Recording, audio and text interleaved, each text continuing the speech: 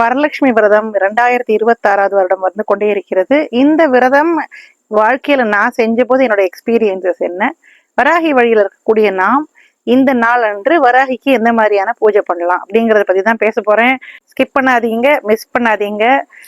இந்த மாதிரி காணொளிகள் உங்களுக்கு பிடிச்சிருந்தா நம்ம வராகி வழி சேனலுக்கு சப்ஸ்கிரைப் பண்ணுங்க. வராகி வழிங்கிற வாட்ஸ்அப் குரூப் இருக்கு, விருப்பம் இருந்தால் கண்டிப்பாக இணையலாம். வாங்க வீடியோக்குள்ள போலாம். எல்லோருக்கும் வணக்கம். இன்றைய நாள் உங்களுக்கு நல்ல நாளாக இருக்கட்டும். ஓம் வராகி ஜெய் வராகி. வரலட்சுமி விரதம்ங்கிறது என்னோட வாழ்க்கையில ரொம்ப ரொம்ப எனக்கு பிடிச்ச ஒரு ஃபங்க்ஷனா இருந்தது. ஏன்னா எங்க வீட்டு வழக்கப்படி எப்படின்னா, ஒரு படம் வரையணும், அம்பாளோட படம் வரைஞ்சு கலசம் வச்சு அம்பாள் முகம் வச்சுதான் நம்ம வந்து ஒரு வருஷமும் பூஜை பண்ணுவோம். ஸோ இந்த பர்டிகுலர் பூஜை மட்டும் பாத்தீங்கன்னா வழி வழியாக செய்யக்கூடிய ஒரு பூஜை. ஸோ நம்ம அம்மாக்கோ மாமியாருக்கோ இருந்தா மட்டும்தான் இந்த பூஜையை பண்ணலாம்னு சொல்லப்பட்டிருக்கு. எனக்கு தெரிஞ்ச வரைக்கும் நான் சொல்றேன், இதுல தவறு இருந்தா மன்னிச்சுக்குங்க. எனக்கு தெரியாத விஷயங்கள் இருந்தா தெரிஞ்சுக்கிறேன், கமெண்ட்ல போடுங்க. ஸோ எனக்கு இப்படிதான் எங்க அம்மா சொன்னாங்க. வழி வழியாக செய்யக்கூடிய ஒரு ரொம்ப அருமையான ஒரு பூஜை இது. ஏன் எனக்கு ரொம்ப பிடிக்கும்னா, சின்ன வயசுல இருந்தே அந்த படம் வரைகிற வேலை வந்து என்னோடது. ஸோ செவுத்துல வந்து சித்திரமா வரையுவோம் அம்பாளை. அந்த அம்பாளுக்கு கீழே இந்த கலசத்தை வச்சு அதுல வந்து நம்ம வரலட்சுமியோட முகத்தை வச்சு பூஜை பண்ணுவோம். ஸோ இதுதான் வந்து முறை. வரலட்சுமி விரதத்துல அம்பாளுக்கு பூஜை பண்றது மாதிரியே ரொம்ப முக்கியமான ஒரு விஷயம் வந்து சரடு இல்லையா? மஞ்சள் கலர்ல சரடு கட்டிப்போம், கையில கட்டிப்போம். அந்த சரடுக்கு பூஜை பண்ணுவாங்க. ஸோ இது வந்து ஒரு விசேஷமான விஷயம். எனக்கு வந்து சின்ன வயசுல இருந்தே பண்ணதுனால இந்த வரலட்சுமி விரதம்ங்கிறது நம்ம வாழ்க்கையில பண்ணணுங்கிற ஒரு பெரிய தீர்மானம் என் மனசுல இருந்தது. இந்த நோன்பு மட்டும் எப்படின்னா, ஆடி மாசம் எடுத்துக்க மாட்டாங்க. எந்த தடவை ஆவணியில உங்களுக்கு வரலட்சுமி நோன்பு வருதோ அந்த வருஷம் தான் எடுத்துக்கணும். நம்ம தாயிட்டேந்து எடுத்தாலும் சரி, மாமியார்ட்டேந்து எடுத்தாலும் சரி. ஸோ இப்படி ஒரு வழிமுறை இருந்திருக்கு. ஸோ நான் வந்து வேலை பண்ணது எல்லாமே வந்து அமெரிக்கால இருந்ததுனால இந்த ஆவணி மாசம் வந்து எனக்கு செட் ஆகவே இல்லை. எங்க அம்மா கிட்ட இருந்து நான் எடுத்துக்கலாம்னா அதுக்கு வந்து ஒரு ஆப்பர்ச்சுனிட்டி எனக்கு இல்லாம போச்சு. நானும் பெரிய அதுக்கு ஒரு பிரயத்தனம் பண்ணல. இந்த சமயத்துல நம்ம சொந்தக்காரங்க வீட்டுல இந்த அதே வந்து வரலட்சுமி நோம்பு நடக்கும் இல்லையா, அப்ப அட்டன் பண்ண போவேன். எப்ப நான் அட்டன் பண்ண போனாலும் எனக்கு சொல்ல முடியாத தடங்கல்கள் வந்து கொண்டே இருந்தது. அதாவது சொன்னா கூட நம்ப மாட்டீங்க, ஒரு தடவை அட்டன் பண்ண போய் கரெக்டா அந்த பூஜை நடந்து அந்த நம்ம அந்த பிரசாதம் எல்லாம் சாப்பிட்றதுக்கு வருவோம் இல்லையா, தீபாராதனை எடுத்து, அப்ப பாத்தீங்கன்னா என் பையன் வந்து கீழே விழுந்து கையை ஒடிச்சுட்டான். ஸோ அதை பார்க்க முடியாம ஆஸ்பத்திரிக்கு கூடியாச்சு. ரெண்டாவது தடவை பாத்தீங்கன்னா எனக்கு பீரியட்ஸ் வந்தது. ஒரு தடவை எங்க வீட்லயே பண்ணலான்னு ட்ரை பண்ணாங்க எங்க அம்மா, அப்ப எனக்கு பீரியட்ஸ். ஸோ ரொம்ப விசித்திரமா இருக்கும் இந்த தடங்கல்கள்லாம் பாத்தீங்கன்னா. சரி, அதுக்கப்புறம் என்ன ஆச்சு, நமக்கு ஒரு டிட்டர்மினேஷன் இல்லையா, இது என்ன வந்தாலும் பரவாயில்ல, நீயா நானான்னு பாத்துடுறேன்னு சொல்லி அந்த அம்பாள்கிட்ட சண்டை போட்டு ரொம்ப ஆசைப்பட்டு பெரிய முகம் வாங்கி அதுக்கு எல்லாம் நகையெல்லாம் வாங்கி எல்லாம் பண்ணி எந்த வருஷம் எடுத்தேன்னு எனக்கு ஞாபகம் இல்லை. அப்புறம் ஒரு ஃபியூ இயர்ஸ் கழிச்சு எடுத்தேன். ஸோ எனக்கே என் மனசுல பட்டது, பல தடவை தடங்கள் வந்திருக்கு. இது எடுக்கலாமா அப்படின்னு ஒரு டவுட்டு. ஆனா இருந்தாலும் வந்து நமக்கு வந்து வழி வழியாக வரக்கூடிய விஷயங்கிறதுனால எடுத்தா தப்பு கிடையாதுன்னு ஒரு கான்பிடன்ஸ், அதெல்லாம் எடுத்துட்டேன். ஸோ எல்லாம் வாங்கி எல்லாம் பண்ணி நம்ம வீட்டுல வந்து பூஜை பண்ணி, அந்த பூஜை முடிஞ்ச உடனே எப்படி இருக்கும், நமக்கு ஒரு ரொம்ப சந்தோஷமான ஒரு ஃபீலிங் இருக்கும்ல. அப்ப கரெக்டா பாத்தீங்கன்னா என் பொண்ணோட கையில வந்து ஏதோ பிரச்சனை வந்துருக்கு. அவளுக்கு நெகச்சுத்தி மாதிரி இருந்தது. அப்படியே வலினா சாதாரண வலி இல்லை, உருண்டு உருண்டு அழறா, அந்த மாதிரி வலி. ஸோ அப்பயும் பாத்தீங்கன்னா இந்த உட்கார்ந்து இந்த பூஜையை ஒரு நிம்மதியா பண்ணக்கூடிய ஒரு ஆப்பர்ச்சுனிட்டி எனக்கு வரவே இல்லை. ஸோ அதுக்கப்புறம் அந்த முகம் வாங்கியாச்சுன்னா நம்ம பண்ணதான் வேணும் இல்லையா. ஸோ என்னோட வாழ்க்கையில நான் பார்த்த வரைக்கும் எப்ப நான் அந்த முகத்தை எடுத்து நம்ம வீட்டுல இந்த வரலட்சுமி நோம்புன்னு பண்ண வந்தாலுமே பயங்கரமான தடைகள் வரும். ஏதோ ஒரு பிரச்சனை அன்னைக்கு கண்டிப்பா வரும். பல தடவை, இது ஒரு தடவை ரெண்டு தடவை கிடையாது, கிட்டத்தட்ட ஒரு 7-8 வருஷம் நான் பார்த்தேன். ஒரு வருஷமும் இந்த மாதிரி ஏதாவது ஒண்ணு ஆச்சு. ஒண்ணு என் வீட்டுல பண்ணாலும் தடை வரும், யார் வீட்லயாவது பண்ணி நான் அட்டன் பண்ணாலும் தடை வரும். இது வந்து நான் சின்ன பொண்ணா இருக்கும்போது எங்க வீட்டுல இருக்கும்போது எனக்கு இந்த பிரச்சனை வந்ததே கிடையாது. நான் பண்ணக்கூடிய அந்த ஏஜ் வந்த அப்புறமா தான் இந்த மாதிரி ப்ராப்ளம்ஸ் எனக்கு வர ஆரம்பிச்சுது. ரொம்ப விசித்திரமா இருந்தது. நான் என்ன ரியலைஸ் பண்றேன்னா, என்னுடைய இந்த பிறவியில எனக்கு பூஜை பண்ணக்கூடிய அதிகாரம் வராகிக்கு மட்டும்தான் வராகி முடிவு பண்ணிட்டா. அதனாலதான் எல்லாரும் வீட்டுல வச்சு பயப்படக்கூடிய அந்த வராகியை நான் வைக்கும் பொழுது எனக்கு ஒரு பிரச்சனையும் இல்லை. ஆனா எல்லா வீட்லயும் வைக்கக்கூடிய வரலட்சுமியை வைக்கும் பொழுது அந்த வராகியானவள் அதை வேண்டான்னு தட்டி விட்டுட்டா அப்படின்னு நான் இதை பாக்குறேன். நீங்க இதை எப்படி பாக்குறீங்கன்னு நீங்க சொல்லுங்க. அதுக்கப்புறம் என்னாச்சு, நம்ம ஒரு முகம்னு ஒண்ணு வாங்கியாச்சுன்னா பூஜை இல்லாம இருக்கக்கூடாது. சோ அதை எனக்கு கொடுக்கவும் எனக்கு இஷ்டம் இல்லை. எங்க அம்மா கேட்டாங்க, நான் வச்சு பூஜை பண்ணி தரேன்டி, பரவாயில்ல என் பூஜையில வச்சுக்கிறேன்னு.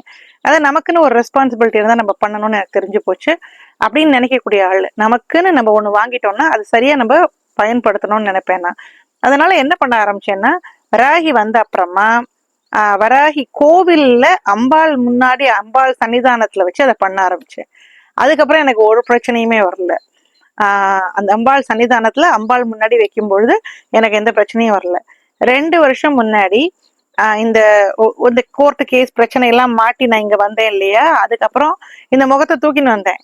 ஏன்னா எப்ப நம்ம இந்தியாவில் இருப்போம்னு தெரியாது, சரி இங்க வராகி கிட்ட வச்சு பண்ணிடலாம்னு சொல்லி தூக்கின்னு வந்தேன், வீட்டுல வச்சு பண்ணலான்னு. என்னைக்கு முகம் வச்சு பண்ணணுமோ அன்னைக்கு வந்து கீழே விழுந்து என் கையில வந்து சாஃப்ட் டிஷ்யூ டேமேஜ் ஆயிடுது. என்னால எழுந்துக்கவே முடியல.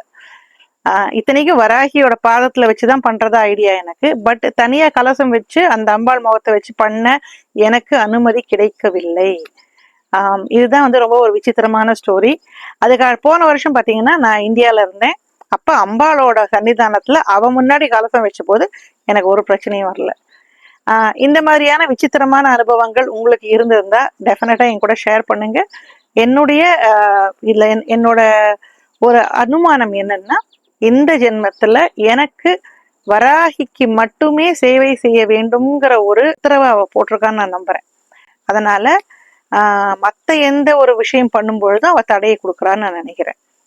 அதனால எல்லாமே நல்லதுக்கு தான் இல்லையா, அம்பாள் என்ன சொல்றாளோ அந்த வழியில போறதுதான் கரெக்ட். ஸோ இதுதாங்க வரலட்சுமி நோம்பு பத்தி என்னுடைய கதை. ஸோ ரெகுலரா நீங்க வரலட்சுமி நோம்பு வீட்டுல உங்க தலைமுறையா பண்ணின்னு வந்தீங்கன்னா கண்டிப்பா பண்ணுங்க. அது என்னைக்குமே விடக்கூடாது. நீங்க எடுத்துக்கிறதா யாராவது எடுத்துக்க போறீங்கன்னா ஆவணி மாசம் எடுத்துக்கணும். ஆடி மாசத்துல வர வரலட்சுமி நோம்பு எடுத்துக்கூடாது. இந்த தடவை ஆவணியில் தான் வருது, ஆவணி 4ன்னு நினைக்கிறேன். அதுதான் விஷயம். சரடு பூஜைங்கிறது கண்டிப்பா பண்ணணும். சரி, இந்த வரலட்சுமிங்கிறவ யாரு? வரமகாலட்சுமி வரலட்சுமின்னு சொல்றாங்க இல்லையா, வரங்களை அருளக்கூடியவள்.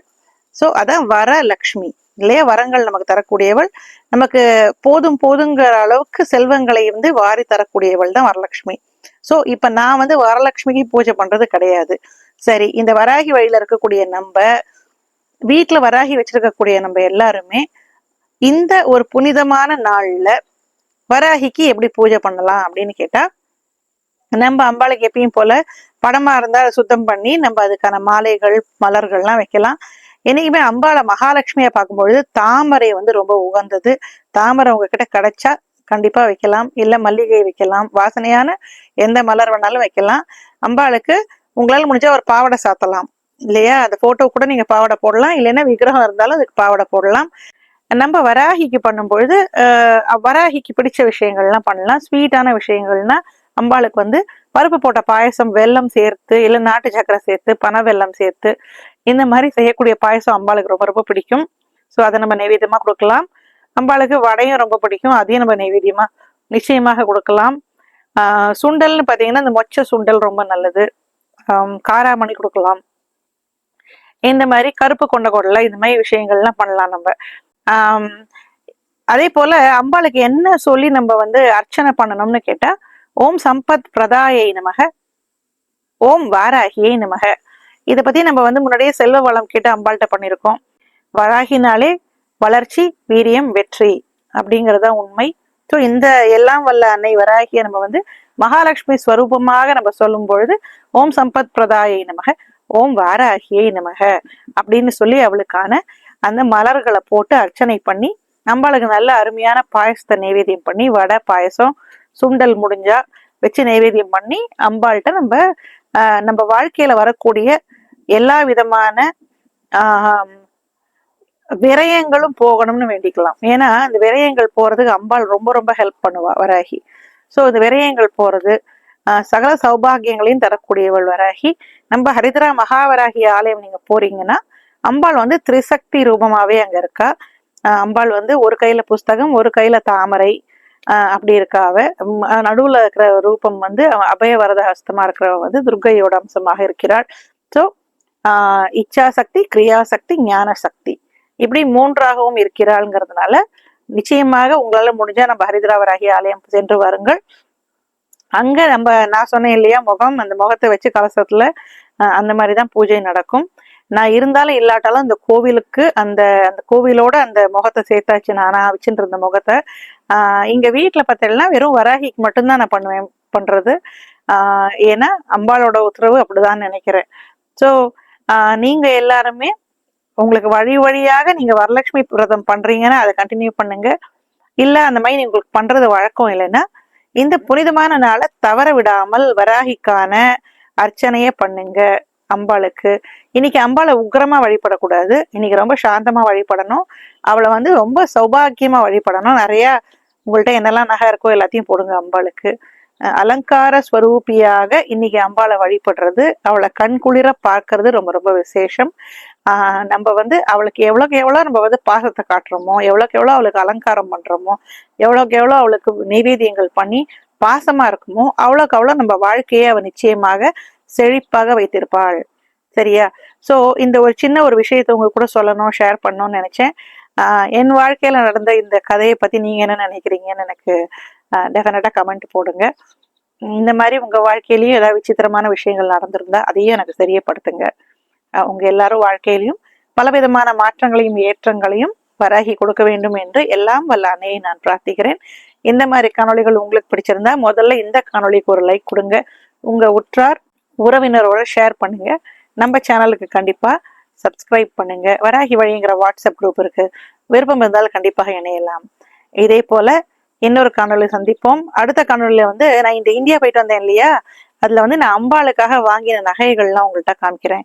குட்டி வராகிக்கும் வாங்கியிருக்கேன், பெரிய வராகிக்கும் வாங்கியிருக்கேன். மூன்றாவதாக ஒரு சிலை வந்திருக்கு, அது என்னங்கிறத பத்தியும் உங்களுக்கு அடுத்த வீடியோல நான் ஷேர் பண்றேன். நன்றி. ஓம் வராகி, ஜெய் வராகி.